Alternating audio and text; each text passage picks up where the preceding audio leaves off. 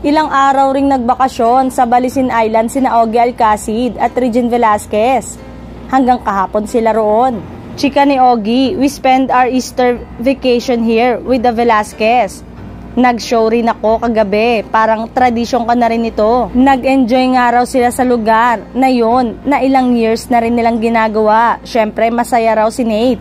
Samantalang, chika nga rin pala ni Ogie about sa Family Feud guesting nila ng It's Showtime host.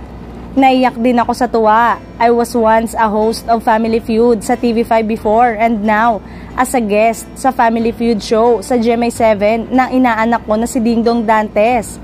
Ang saya," say ni Ogie. Ibinunyag din ito na naging emosyonal siya at si Karil sa kanilang pagbabalik sa Kapuso Network matapos ang contract signing ng It's Showtime na mapapanood na ito sa main channel ng GMA7 simula bukas. Si Ogie, umaasang magkakaroon ng SOP reunion sa noontime show. "Naluluha ako because of joy. Dito ako nanggaling noon tapos eto at nakabalik ako. It's an emotional journey. Sino bang makakapagsabi? Only God," sabi ni Ogie sa panayam sa kanya ng Showbiz Press.